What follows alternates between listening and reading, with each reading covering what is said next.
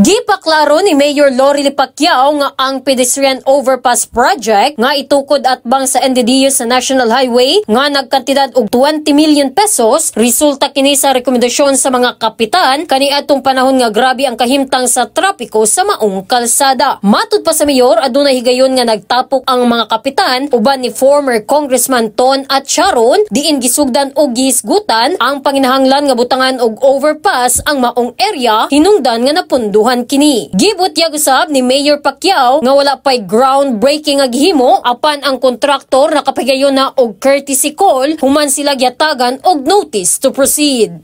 So daghan nagapangutana nga ng overpass. So gusto nako ipaklaro sa tanan sa tinuod lang. Kanang overpass karon nga worth 23 million sa may NDDU. Kanang kana bitawng gi-recommend na no sa ato ang mga kapitan kay katong panahon nga traffic kaayo.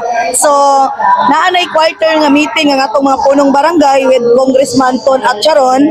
So, dito na open up nila nga ang dra nga area is o katong barangay Lagaw kinahanglan nga mabutangan og overpass. Dugang pa sa mayor, sugod karon bisan pa og national projects kini, makiglambigit na ang LGU Gensan sa pagdumala ni ini. Iyang ipasiguro nga walay proyekto nga mapalpak sama sa nagtabo sa mga milabay nga projects. Tungod kay bisan og gikan sa national government, apil gihapon nga maapektuhan ang lokal nga panggamhanan ug mga katawhan kung adunay problema sa implementasyon. Sa assessment, wala matud pay nakita nga negatibo nga issue sa kasamtangan nga flood control projects ug uban pang infrastruktura base sa gihimong inspeksyon sa City Engineering Office. Gipasiug daw sab sa mayor nga drainage projects ang dapat tatagan og prioridad sa Gensan liban na tungod sa padayon nga pagbaha kada kusog nga ulan sa dakbayan. Kana ang report gikan sa patrol. Kini si Bombo Laika Dapar para sa the #1 and most trusted radio network in the country, Bombo Radio Philippines. Basta Radyo, Bombo!